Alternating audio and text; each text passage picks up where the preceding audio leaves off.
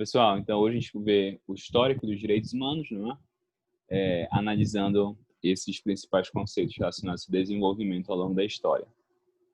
Desde as primeiras aulas, eu tinha dito para vocês que os direitos humanos eles têm uma característica marcante, que eles são direitos voltados contra o Estado. São direitos cujo principal objetivo é restringir ou limitar a autoridade dos governantes. Isso, especialmente, quando nós consideramos que os direitos humanos eles não se condicionam à vontade dos governos. Cheguei a comentar, na característica da essencialidade, na aula passada, que os direitos humanos decorrem da nossa condição de pessoa. Como tal, eles não são uma deferência da autoridade política, eles não são um tipo de concessão do governo ou algo do tipo, não. São direitos que existem de forma inerente à condição humana. Bem, eles são inerentes e se voltam, no entanto, cuja principal finalidade é restringir e limitar o Estado. Olha só quer ver um ponto. O Estado, como nós entendemos hoje, ele só surge efetivamente na modernidade. O marco histórico do que nós entendemos como Estado hoje é o início da modernidade. Aí você pode dizer assim, mas Elden, existem uma história muito longa da humanidade e sempre existiram autoridades e governos e por aí vai. Como é que você pode querer dizer que só na modernidade que existia Estado? É que veio a surgir o Estado. Porque é só na modernidade que você tem uma estrutura muito típica e muito forte, cuja principal finalidade é exercer o governo, formar a comunidade política. E aí eu vou lembrar para você, isso aqui não é uma posição minha, na verdade isso aqui é o pensamento quase pacífico, com base principalmente em Weber, que vai dizer o seguinte, olha, antes da modernidade você até tem comunidades políticas, você tem autoridade, você tem governantes, mas nenhum deles concentra de forma a monopolizar ou ter de forma exclusiva a capacidade de exercer a violência sobre o território. O Estado é um tipo de comunidade que surge na modernidade com um poder muito grande. Poder de exercer, por exemplo, a violência dentro de um certo território. Essa é a expressão que Weber usa. O Estado moderno ele é caracterizado pelo exercício da violência dentro de um certo território. E isso não existia antes. Antes era muito mais confusa o exercício dessa violência. Era algo muito mais desorganizado. O Estado não. O Estado, só para a gente pensar de forma mais prática, o Estado detém as forças de segurança, o Estado mantém forças armadas permanentes, o Estado mantém o serviço administrativo extenso, tudo isso voltado ao exercício do seu poder. O Estado é uma mega estrutura pensada e organizada para o exercício do seu poder. Bem, isso só existe na modernidade. Por que eu estou dizendo isso? Porque se o Estado, como nós entendemos hoje, só existe na modernidade, então os direitos humanos só fazem sentido na modernidade também. Ok? E aí nós temos dois marcos para os direitos humanos. No início da modernidade, na verdade, em um movimento constitucionalista, surge o primeiro grupo, o primeiro núcleo dos direitos humanos, que são os direitos fundamentais. Eu vou desenvolver mais, tá? Isso aqui é só um aspecto mais geral, para vocês terem um panorama amplo é redundante, né? Mas para vocês terem um panorama da situação e depois a gente vai pormenorizar. Então, ali no movimento constitucionalista moderno, você tem a afirmação de direitos fundamentais, direitos básicos do ser humano previstos na Constituição. E foi assim por muito tempo, até pelo menos o início do século XX. Quando ocorre o início do século XX, aí tem uma virada, tem uma chave que gira e diz assim, não pode haver uma previsão apenas interna, é necessária uma previsão internacional que tutele esses direitos básicos, que aí nós chamamos de direito internacional dos direitos humanos. No direito internacional dos direitos humanos, nós temos um sistema internacional, nós temos um aparato da comunidade internacional voltado à proteção dos direitos humanos. Então, são dois grandes marcos, tá? Um marco nacional é o marco da modernidade, com os direitos fundamentais. E o segundo marco é pós-final da Segunda Guerra Mundial, ou logo em seguida ao final da Segunda Guerra Mundial, e nós temos um movimento internacional de afirmação dos direitos humanos. A gente chama de movimento contemporâneo. Bem, só que se você já olhou o plano, né? Eu começo aqui na Idade Antiga. Por que isso, gente? Porque, olha só, embora os direitos humanos, de fato, tenham surgido somente na modernidade, e já existe uma base, já existem alguns pressupostos ao longo da história. Então, é como se já existissem umas espécies assim, de ancestrais dos direitos humanos. Isso chama de pré-histórico. Ah, você vai ver lá, sei lá, o paleolítico, mesolítico. Não, nem lembro disso, nem aprendi isso, na verdade. Não lembro. Se eu aprendi um dia, não lembro. Mas não é isso. A ideia aqui é, nós vamos analisar o que existe antes da origem efetivamente dos direitos humanos. Ou seja, antes é a Idade Média e Idade Antiga. Tá? É isso que nós chamamos de pré-histórico dos direitos humanos.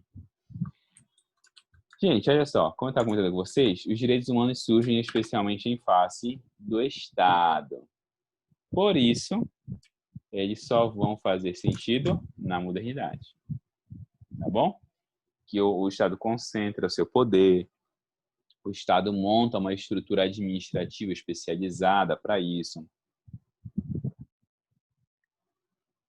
O Estado define claramente os limites do seu território.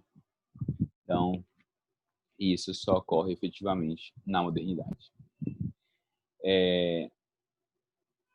Mas, antes da modernidade, existem algumas ideias ou alguns ancestrais ou modelos próximos, de modelos próximos do que nós entendemos hoje como direitos humanos, tá bom? E aqui eu vou destacar alguns modelos próximos que nós temos. Na Idade Antiga, tem vários modelos. Talvez eu consiga mais modelos na Idade Antiga do que na Idade Média. Eu destaquei 3, mas eu poderia destacar outros. Então, por exemplo, entre os persas, existe algum exemplo, tá bom? Mas, assim, não é nossa preocupação. Vou pegar 3 civilizações que foram muito importantes para a formação do Ocidente e que têm alguma ideia relacionada aos direitos humanos, tá bom? De novo, são direitos humanos? Não. Talvez você já tenha ouvido falar, não sei, esse é um livro conhecido, né, no nosso meio, que é o livro do professor Fábio Conder Comparato.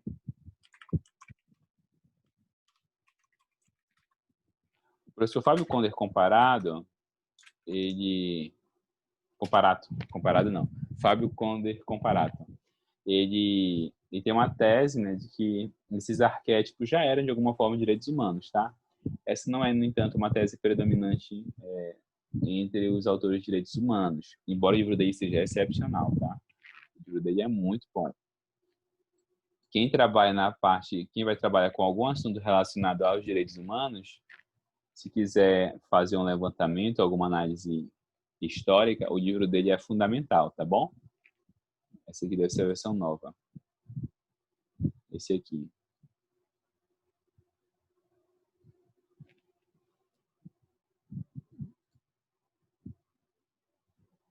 Enfim, dá para ver aqui, né? Afirmação histórica dos direitos humanos. Olha só. E aí tem na biblioteca digital, tá bom? Se alguém quiser dar uma olhada, só procurar na biblioteca digital. Ok. Então, ele também vai buscar essas raízes. E ele faz uma análise bem abrangente, tá? Ele pega de vários povos antigos, vários exemplos medievais. Eu não quero tantos exemplos, quero só alguns. O primeiro, e esse aqui esse e o romano são muito claramente influentes no nosso direito contemporâneo, nosso direito ocidental, vem dos gregos. Né? O primeiro modelo vem dos gregos, que é o chamado direito natural. O que é isso, gente? O que seria direito natural? Segundo essa teoria, existem direitos que não decorrem, que são independentes da vontade do Estado ou da autoridade. Então, segundo essa teoria,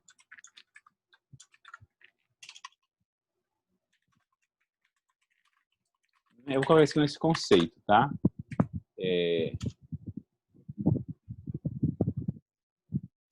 Existem direitos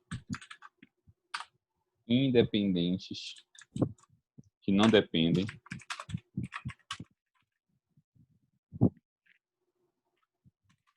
da vontade do Estado, ou seja, não dependem da concessão de uma autoridade.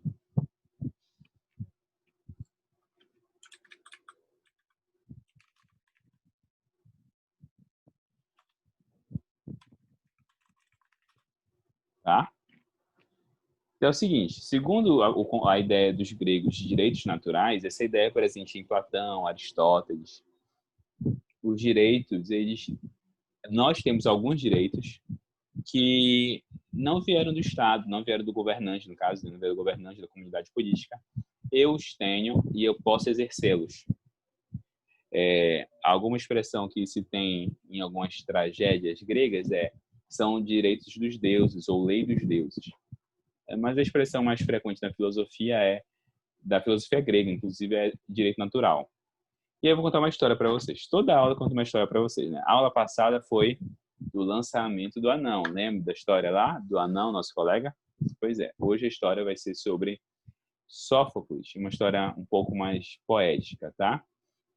A história vai ser sobre a Antígona de Sófocles. Olha só, Sófocles é um grande autor de teatro grego, né? E a Antígona de Sófocles é uma das suas obras mais conhecidas, e especialmente no meio do direito, tá bom? Qual é o enredo, né, de Antígona? Antígona é filha, inclusive, de Édipo e Jocasta, tá? Lembra do mito de Édipo? Então, Antígona tem um irmão, Polinice. Eu sempre confundo o nome do irmão, mas eu acho que é Polinice. Eu contei essa história para vocês aqui já? Não, né? Eu sempre confundo a turma onde eu conto as histórias, mas eu acho que não contei para vocês, Não, não. professor, você não contou essa história. Tá. E aí tá, né? Polinice participou de um movimento contra o governante de Tebas, Creonte. E aí eu digo assim, se você vai lutar contra um governante, ainda mais um governante como Creonte, que era meio ditador, só tem uma alternativa, você tem que vencer, não tem outra opção. A única saída é a vitória. Bem, aconteceu o seguinte, eles perderam. Não a Antígona não se meteu na história, né?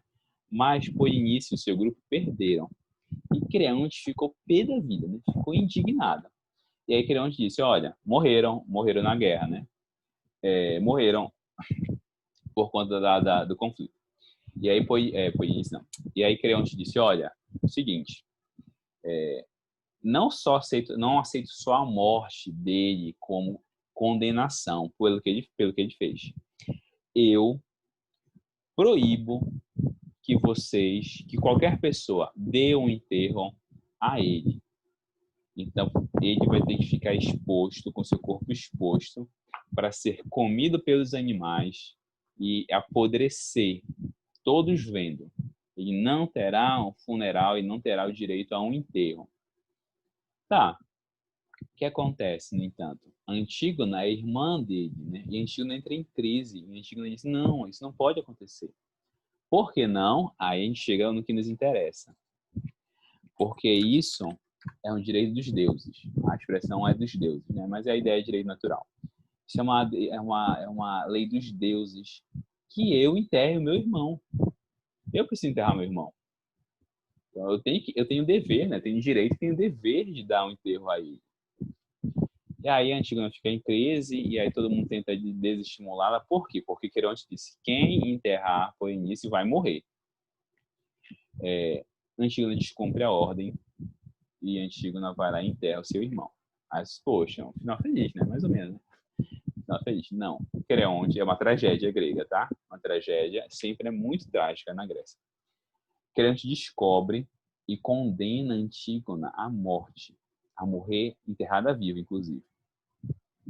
Creonte condena Antígona à morte. Ela disse, poxa, agora foi trágico. Não foi tão trágico ainda, porque a tragédia grega é sempre mais trágica. O filho de Creonte é apaixonado por Antígona.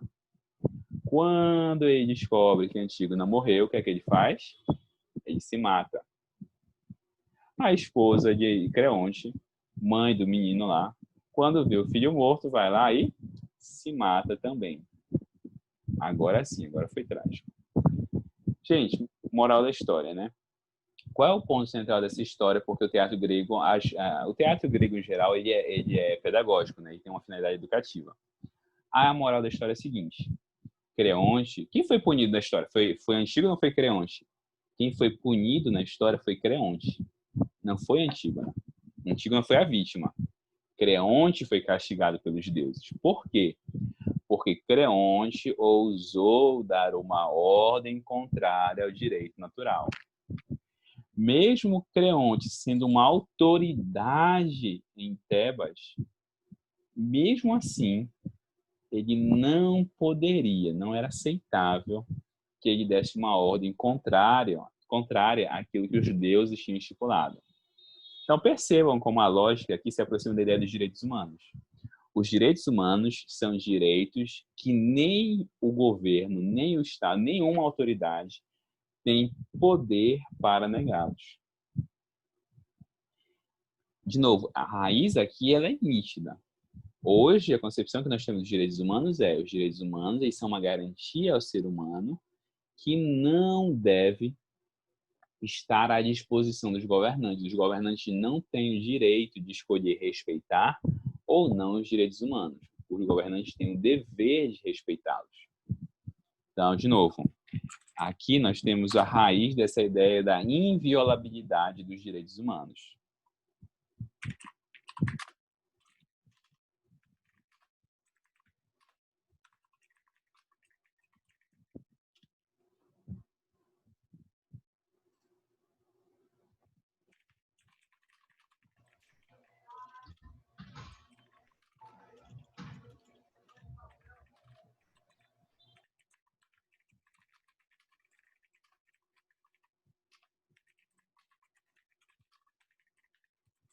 Ok? A autoridade política não tem o direito de violar os direitos humanos.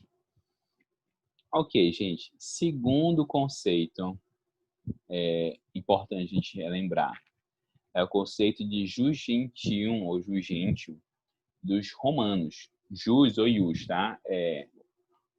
O latim não reconhece a diferença que nós fazemos entre J e I. O J e I é indiferente. Tá? Por isso vocês vão ver palavras em latim, ius, ou jus, iudex, ou judex, enfim, não tem uma diferença. Tá? I e J, em geral, se sobrepõe no latim. Então, ius gentium, ou jus gentium, direito das gentes, ele funciona de uma forma muito interessante. Olha só, deixa eu... O bom de dar aula no online é que dá para a gente fazer recorrer à internet facilmente. Olha só, o Império Romano não é o da Netflix. Ele tinha uma extensão territorial, até que é foda agora que eu vi. Ele tinha uma extensão territorial enorme. Ele era simplesmente gigantesco. Olha só, abrangia... Deixa eu ver se consigo ampliar a imagem. Ele abrangia, gente, diversos povos. Agora. Ele abrangia diversos povos. Então tá aqui, ó. Você tem aqui a sede do Império Romano, a cidade de Roma. Ele abrange boa parte da Europa continental, ele abrange boa parte da Grã-Bretanha, ele abrangeu todo o norte da África e boa parte aí do que a gente chama de Ásia Menor e o Crescente Fértil, que é aquela parte da Mesopotâmia. Então, era um império que, no seu auge, tinha inúmeros povos com inúmeras tradições das mais diversas possíveis. E aí vem um ponto, né? Isso inclui direitos e normas jurídicas muito diferentes umas das outras. O Império Romano, ele não impôs o seu direito. Isso é bem interessante. O Império Romano não impôs o seu direito sobre esses povos todos. Ele deixava que cada povo tivesse lá o seu conjunto normativo próprio. Claro, desde que não violasse as suas regras. Mas, enfim, cada povo tinha lá seu conjunto normativo. Só que imagina só, um grego vai fazer comércio ali pelo norte da África. Qual é o direito aplicável a ele? Ele que é cidadão de uma outra cidade vai fazer comércio em uma outra região. Qual é o direito aplicável a ele? Aí você vai dizer, professor, o direito romano. O direito romano, ele tinha 3 grupos de normas, tá? Ele tem o ius civile, ius naturale e o ius gentium, tá? Então, você tem 3 grupos de normas. O direito civil, né, ou o direito comum, é o direito que se aplica ao nativo romano, ao cidadão romano ou às regiões efetivamente de colônia romana. E aí, então, esse aqui é o direito romano que nós conhecemos. Mas esse direito não é aplicado, não precisa, não é aplicado em geral, tá bom? Esse é um direito aplicado especialmente às regiões romanas.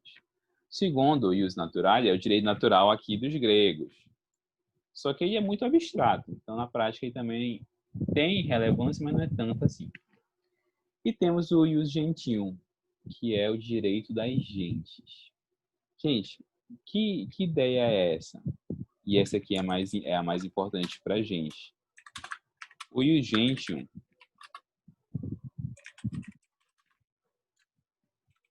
era o direito comum aplicável a todos os povos como se fosse um conjunto normativo mínimo. Então, volta aqui para o exemplo que eu estava dando. Saiu um grego para fazer comércio ali no norte da África. O direito que vai se aplicar a ele é esse direito romano comum, esse direito das gentes, direito dos povos. Um direito que vai ser aplicado a todos aqueles que se encontram em jurisdição romana, independente da sua origem. Essa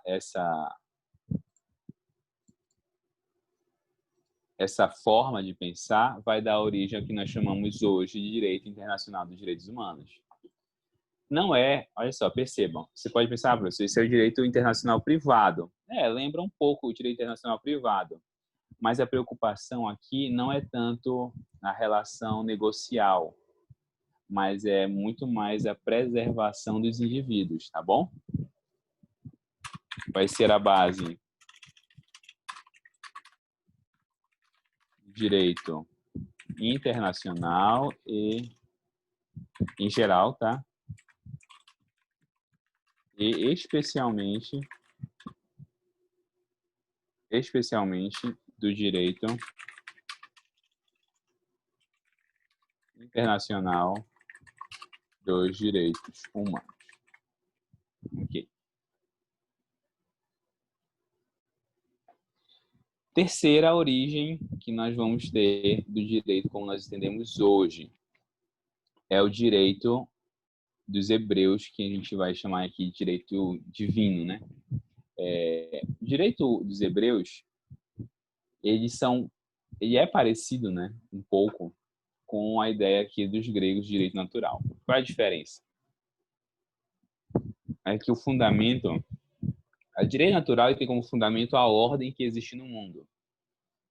Então não é exatamente uma lei escrita pelos deuses.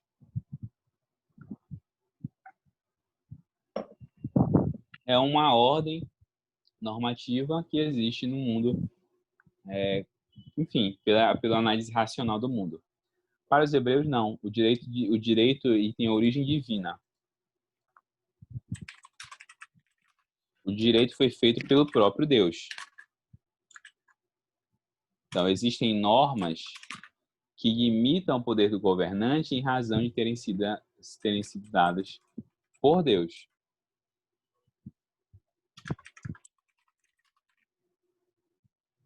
Ou seja, existem coisas que não podem ser feitas a ninguém, nem mesmo pelo rei ou por quem quer que seja, porque essas normas foram feitas por Deus.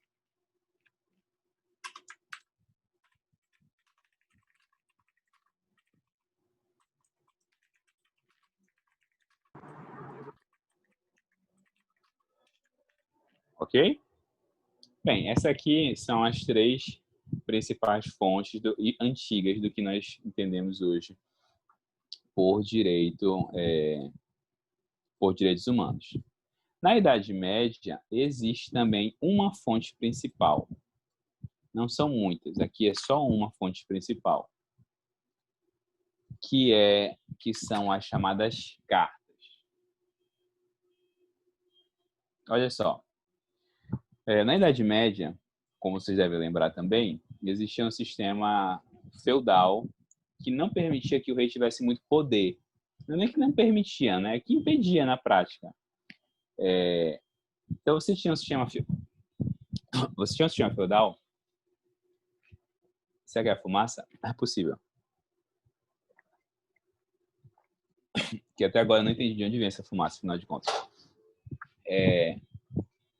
Sim, na Idade Média nós tínhamos um sistema feudal onde existe o rei. Tá bem ruim mesmo. Não é nem só de hoje. Existe um rei, só que o rei ele tem pouquíssimo poder de ação. E assim, ele depende muito mais de um acordo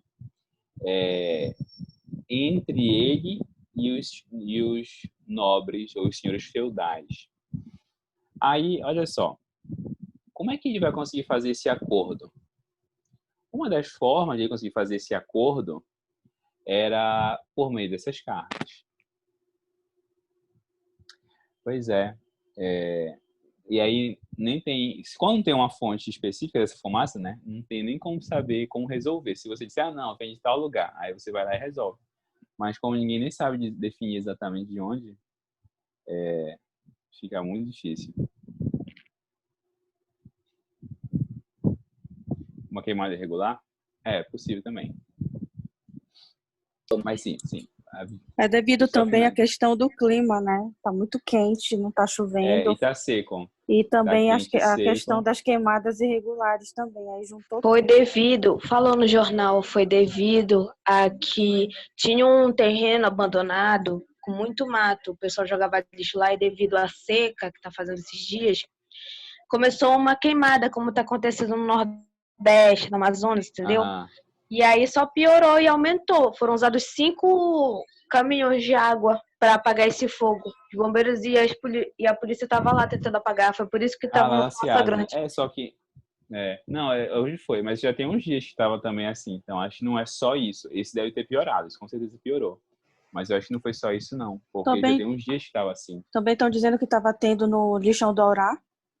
Não sei se é verdade. Pois é, aí eu lembro, acho que ano passado teve isso mesmo. Eu até pensei que fosse de lá. Aí estão dizendo também que é de novo por conta da substância do lixo, aquele metano, que ele é muito inflamável. Mas também não sei se é verídico. Não, a gente está na dúvida. Tem assim, é possível que seja um conjunto de causas, né? Provavelmente vai ser esse conjunto de situações. Queimadas diversas, piorado por essa da Ceasa, e mais esse clima sem chuva, que aí não faz dispersar a fumaça. Mas voltando aqui, só para finalizar esse último ponto. Então, gente, na Idade Média, nós temos os reis usando esses acordos para conseguir poder político, para conseguir firmar o seu governo. E aí, muitos desses acordos incluíam concessões de direitos. Então, o rei dizia assim, olha, se vocês me apoiarem, eu me comprometo a garantir tais e tais direitos, claro, para a nobreza, tá? Não é direito da população em geral, é direito especificamente para a nobreza. A gente tem, então, aqui Por exemplo, a chamada Magna Carta, de 1215. Então, olha só, em 1215, a gente tem um documento em que o rei, João da Inglaterra, conhecido popularmente como João Sem Terra, diz assim para os nobres: olha, se vocês me apoiarem, eu me comprometo a respeitar tais e tais direitos, incluindo um que ficou muito famoso desde então, que é o devido processo legal. João se compromete a respeitar o devido processo legal se eles apoiassem o seu governo numa guerra contra a França. E aí os nobres aceitam, né? O João era sem terra, não é sem motivo, tá? O João sem terra é porque ele perdeu quase todas as guerras que ele lutou. Então, assim, aquela pessoa que tu olha e fala, não, gente, não vou apoiar esse cara. É tipo o vascaíno que está empolgado agora com a liderança, mas ele sabe que ele vai perder, é uma questão de tempo. Exato, professor, pesado. Pesado. Olha aí o professor não fazer graça, ó. Tá? É tipo assim, você olhar para o João e dizer, ele vai perder a guerra, com certeza. Ó. Então, a forma como ele tinha para fazer isso era por meio desses acordos. O mais conhecido, de novo, é a Magna Carta, mas não é o único, tá? Existem vários acordos do mesmo tipo. Então, por meio desses documentos, né? De documentos que os monarcas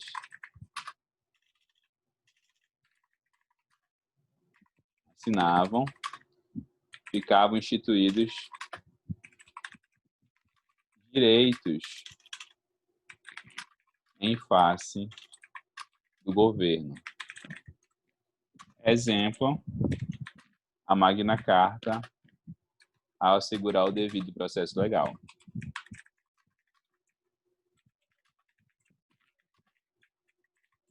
A Magna Carta vai dizer, olha, eu, rei, eu, João da Inglaterra, né? Mas João Sem Terra, eu, João Sem Terra, me comprometo a não prender ninguém e não tomar os bens de ninguém sem antes submeter essa pessoa a um processo. Isso aqui para a gente é muito comum, né? Mas para eles foi uma revolução, tá bom?